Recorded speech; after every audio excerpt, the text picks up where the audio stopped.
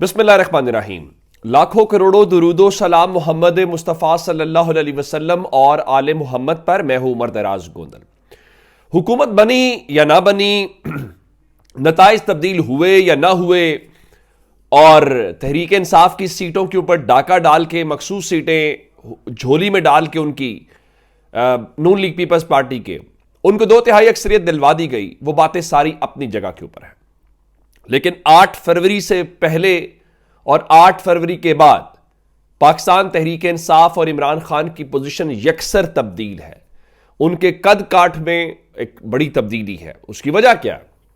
उसकी वजह यह है कि सिस्टम की तमाम तर मुखालफत, तमाम तर रुकावट, तमाम तर बंदिश और तमाम तर जुल्म और जबर के बावजूद पाकिस्तान के लोगों ने उनके पलड़े में वजन डाला है, और वो वजन इतना भारी है कि हर चीज पे भारी पड़ गया है। और अब सूरत हाल क्या है मैं आपको बताता आया हूं कि अब आप जो मर्जी करते रहें, एक सूबे की हुकूमत उनकी है, और हुकूमत के अलावा पंजाब में वो बड़ी ऑपोजिशन है, और उसके बाद कौमी असम्बली में बड़ी ऑपोजिशन है। अब उनको चुप कराना, उनकी आवाजें बंद करना, अब देखें ना उनके लोग मंजर आम पे आना शुरू हो गए हैं। और एक और बड़ी खबर आई है। बड़ी खबर यह है कि जो शेर अफजल मरवत हैं उनको पब्लिक अकाउंट्स कमेटी का चेयरमैन नामजद कर दिया गया है। अब वो अपोजिशन के हैं। आम तौर पे रीत यह है कि जो अपोजिशन लीडर होता है वही पब्लिक अकाउंट्स कमेटी का चेयरमैन होता है। अब शेर अफजल मरवत का कहना यह है कि इमरान खान ने उनको इस मनसब के लिए नामजद किया है। अब देखना यह पड़ेगा कि क्या यह मूव तहरीक इंसाफ की ठीक साबित होती है, चूंकि हुकूमत अपने पास भी रख सकती है और उन्होंने रखा भी पहले को। लेकिन शेर अफजल मरवत कह रहे हैं कि उनको इमरान खान ने नॉमिनेट कर दिया है और इमरान खान का एतमाद उन्हें हासिल। लेकिन असल खबर यह नहीं जो मैं आपको देना चाह रहा हूं। खबर है जलसे से मुतल्लिक। आज इमरान खान ने सहाफियों से गैर रस्मी जब गुफ्तगू की तो उन्होंने कहा कि पुरअमन एहतजाज टकराव होता है। अगर आप पुरअमन एहतजाज को टकराव कहते हैं तो फिर आप जमहूरियत को खत्म कर दें, फिर तो तसव्वुर खत्म हो गया। अब तहरीक इंसाफ से मखसूस नशिस्तें छीनी गई, बाकी सब कुछ हुआ। ये जो हफ्ता गुजरा है, हफ्ते के दिन पाकिस्तान तहरीक इंसाफ ने एहतजाज किया था जिसमें उनके लोग गिरफ्तार हुए, फिर वो अहमद शाह वाला वाकया पेश आया। अब इतवार के रोज पाकिस्तान तहरीक इंसाफ ने एक बार फिर एहतजाज की कॉल दी हुई है। और आपको याद होगा इस इलेक्शन कैंपेन के दौरान भी पाकिस्तान तहरीक इंसाफ का कोई जलसा नहीं हो सका था। इवन खैबर पख्तूनख्वा में भी वर्कर्स कन्वेंशन थे या वो जो भी था, उसमें भी रुकावटें डालते थे। वो फिर भी शोर शराबा करके उनको पीछे हटा के करते थे, लेकिन कोई ऑर्गेनाइज किस्म का जलसा हमने नहीं देखा। लगता यह है कि तहरीक इंसाफ को जो कैंपेन के दौरान जलसा करने की इजाजत नहीं मिली, अब इमरान खान और तहरीक इंसाफ का वो जलसा आन पहुंचा है। अब जाहिर है उसमें इमरान खान खिताब तो नहीं कर रहेंगे या इमरान खान मौजूद भी नहीं होंगे चूंकि वो जेल में है, लेकिन ये जलसा इमरान खान का ही होगा। और उसकी अमली तस्वीर आज हमें देखने को मिली है जो मैं आपको आगे चल के बताता हूं। इतवार के रोज पाकिस्तान तहरीक इंसाफ पेशावर के अंदर जलसा करने जा रही है, और ये जलसा जो है उस एहतजाजी तहरीक का हिस्सा है जो हर हफ्ते वो अपने नताइज तब्दील करने के हवाले से और नताइज तब्दील करने की गवाहियां आ रही हैं। और गवाहियां कैसे आ रही हैं? मिसाल के तौर के ऊपर काशिफ अब्बासी आज बता रहे थे कि उन्हें एक ब्यूरोक्रेट ने, एक हुकूमत के अफसर ने बताया है कि पूरे शिमाली पंजाब के अंदर जो 44 सीटें बनती हैं, उन 44 सीटों में जिसमें गुजरांवाला आता है, जिसमें सियालकोट, पिंडी, ये सारे 44 सीटों में से सिर्फ 4 सीटें ऐसी हैं जिसमें मुस्लिम लीग नून कामयाब हुई है फॉर्म 45 के मुताबिक, और 44 में से 40 सीटें जो हैं वो तहरीक इंसाफ जीती है। जिसका मतलब यह है कि अब आप अगर देखेंगे मजमूई तौर पे तो इसका मतलब क्या है? इसका मतलब बड़ा वाज़ेह है कि तहरीक इंसाफ उनके मुताबिक लाहौर शहर की जो सीटें बनती हैं 14 में से 12 कौमी असेंबली की सीटें पाकिस्तान तहरीक इंसाफ जीती है। और ये कहां से गवाहियां आ रही हैं? ये हुकूमत के अंदर से वो जो अफसर है वो बता रहे हैं। अब इसके खिलाफ वो इतवार के रोज एहतजाज करेंगे, और एहतजाज का मतलब यह होगा कि वजीर आला भी वहां पे होंगे। तो क्या पेशावर पुलिस अपने वजीर आला और अभी अब से थोड़ी देर पहले जो काबीना ने हल्फ लिया है, क्या उनके ऊपर डंडे बरसाएंगे? चलें, उसको छोड़ देते हैं। अगर तो वो नहीं करेंगे तो उसका मतलब है कि पेशावर में जलसा होगा, और पेशावर का जलसा आपको अवामी मूड बताएगा, क्योंकि आपने लोगों को निकलने नहीं दिया, आपने लोगों पर डंडे बरसाए, उनको पकड़ा, मुकदमात बनाए, सब कुछ किया। अब वो लोग बाहर निकलेंगे। जब वो बाहर निकलेंगे तो आपको इतवार के रोज यानी 10 तारीख को आपको समझ आएगी। अब 9 तारीख को सदारती इंतखाब है, वो आप जीत लेंगे, जिस तरह भी आपने 2/3 अक्सरियत आपको दिलवाई गई है। उसके बाद आप देखेंगे जरा मंजर 10 फरवरी वाला, 10 मार्च वाला। अब मैं आपको बताना क्या चाहता हूं कि वो पीटीवी जहां इमरान खान की तस्वीर या इमरान खान का नाम लेना भी गुनाह है, वो तो दूसरा प्राइवेट मीडिया भी नहीं दिखा सकता। आज तकरीब हल्फ बर्दारी थी और लगता यह है कि तहरीक इंसाफ ने सबकी तौबा करवाने की ठान ली, और आज पीटीवी ने तौबा की। कैसे?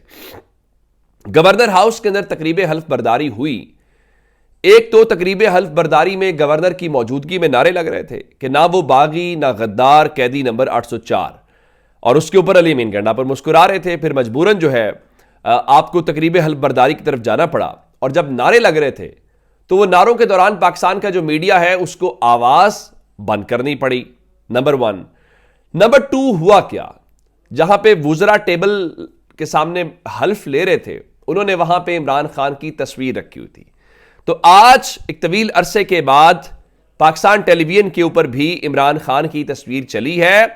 अब आपको दिखाना पड़ा इमरान खान को, और आप रोक नहीं सके। क्यों? वजह वोट की पर्ची की ताकत है।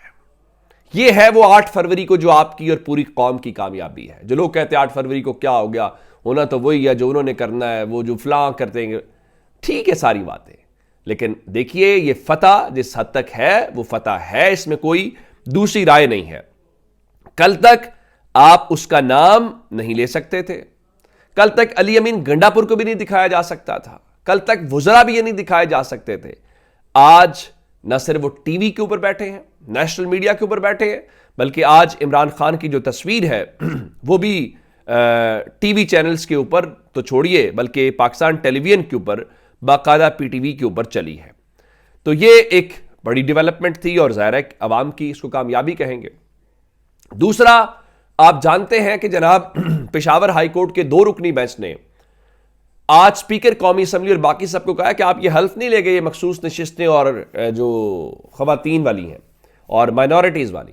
तो शोर मच गया, जनाब देखिए आइन का फला आर्टिकल ये कहता है कि अदलिया पार्लियामेंट के काम में मुदाखलत नहीं कर सकती, और इस पे हाई कोर्ट्स के और सुप्रीम कोर्ट के फैसले मौजूद हैं कि स्पीकर अपने काम में आज़ाद है। ये बात दुरुस्त है, लेकिन सवाल पैदा होता है कि कासिम सूरी भी तो स्पीकर थे, डिप्टी स्पीकर थे, लेकिन स्पीकर काम उसको कर रहे थे। तो उस वक्त भी तो आपने रात को जो अदालतें खोली थी और आपने मुदाखलत की थी पार्लियामेंट के काम में, क्या वो जायज थी? फिर आपने इंस्ट्रक्शंस दी थी जब अब हमजा शहबाज को आपने वजीर आला मुंतखब करवाया था कि इतने बजे इजलास बुलाया जाए, उसके बाद स्पीकर कौमी असम्बली ने आके लिया था ओथ उनसे, तो क्या वो जायज था? क्या तब अदलिया को पार्लियामेंट के काम में मुदाखलत की इजाजत थी? तो यह नहीं हो सकता कि आपका जब दिल हो तो मुदाखलत जायज हो जाए, जब ना हो तो जायज ना हो। अब उसके ऊपर चूंकि आज 2 रुकनी बेंच ने हुक्म इम्तना जारी करने के बाद यह मामला चीफ जस्टिस को भेज दिया था कि वो लार्जर बेंच बनाए और इसका फैसला करें कि क्या पेशावर हाई कोर्ट की डोमेन है या नहीं है। चले, नहीं होगी, अगर नहीं होगी तो यह मामला सुप्रीम कोर्ट चला जाएगा। बड़ी बात सादा सी है। तो उसके ऊपर चीफ जस्टिस इश्तिहाक इब्राहिम साहब जो हैं वहां पे उनकी सरबराही के अंदर लार्जर बेंच तश्कील दे दिया गया है। 5 जजेस तैयार हैं और यह बड़ी खबर आ सकती है। देखिए, या तो वो कहेंगे बिल्कुल आप सीटें नहीं दे सकते, नंबर 1, नंबर 2 वो कहेंगे हमारी डोमेन नहीं है, तो फिर काजी फायज ईसा साहब के पास चला जाएगा। और काजी साहब ने कहा था उस वक्त कि जब ये मामला आएगा देख लेंगे, या फिर वही फैसला बरकरार रखेंगे। तो चले, ये एजाज भी उनके नाम होना चाहिए कि उन्होंने तहरीक इंसाफ से उनकी मखसूस नशिस्तें छीनी है। तो justice Ishtiaq Ibrahim larger bench की सरबराही करेंगे, जस्टिस इजाज अनवर होंगे, जस्टिस अतीक शाह होंगे, जस्टिस शकील अहमद हैं और जस्टिस अरशद अली हैं। और कल दोपहर 12 बजे जो है वो इस केस की समाअत होगी और इसमें 2 जजेस जो ऑलरेडी इसके अंदर थे, जस्टिस शकील और जस्टिस इश्तियाक इब्राहिम ने ही आज समाअत की थी, तो वो उस 5 रुकनी बेंच का हिस्सा है। तो अब देखते हैं कि कल इस हवाले से वो क्या इसमें डेवलपमेंट करते हैं। अब डेवलपमेंट जाहिर है इस वक्त जो चीज़ें हो रही हैं वो डंडे के जोर पे हैं, वो ताकत के जोर पे हैं। मिसाल के तौर पे पिल डाइट का इदारा है, उन्होंने आज अपनी इस इलेक्शन के हवाले से, और ये पाकिस्तान का इदारा है, उन्होंने आज रिपोर्ट में बताया है कि आम इंतखाबात जो 2024 के हुए हैं उसमें शफाफियत का स्कोर गुज़श्ता हुए 2 इंतखाबात के मुकाबले में कम तरीन रहा है। यानी ये 2013 और 2018 के इलेक्शन से भी बदतरीन इलेक्शन थे जो आपने 2024 के अंदर करवाए हैं। आप उससे अंदाजा लगाइए, यानी उन्होंने 2013 में स्कोर दिया था 57, 2018 में मजीद कम किया 52, और इस बार उससे भी कम ले गए और 49 स्कोर रहा है। अब अगर वो ये सवाल उठा रहे हैं तो अब जरा जो इंटरनेशनल ऑब्जर्वर्स हैं, जो इंटरनेशनल आवाजें उठ रही हैं, उनका हम क्या जवाब देंगे।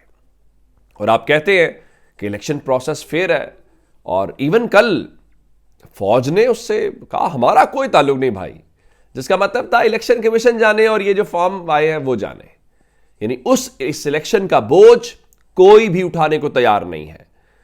और यही बात फजलुर रहमान साहब भी आज कर रहे थे कि मुझे कोई कोर कमांडर्स कॉन्फ्रेंस के हवाले से नाम लेके उन्होंने कहा कि उनकी करारदाद मुझे तनकीद से नहीं रोक सकती।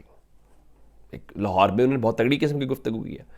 जाते जाते आपको एक और खबर, एमकेएम वो जो चाबी वाले हैं जिनकी चाबी पता नहीं किसकी जेब में होती है, और वो जैसे जैसे उसके मुताबिक, तो वो राब्ता कमेटी जनाब जिन्होंने फैसला ये करना था कि क्या आसिफ जरदारी को वोट देंगे कि नहीं देंगे, तो वो राब्ता कमेटी ही तहलील हो गई है, क्योंकि राब्ता कमेटी में से उनकी कुछ ऑडियोज लीक हुई जिनका ख्याल है कि एमकेएम लंदन के लोग थे, जिसमें वो इल्ज़ाम लगाते हैं कि नून लीग समझती है कि आपका मैंडेट 100% जाली है। वो कहता नहीं, हमारा 100% अगर जाली है तो आपका 200% जाली है। वो कौम के सामने जो इतराफ़ था उस पर तहलील कर दी। अपना बहुत सारा ख्याल रखिएगा। खुदा हाफिज़।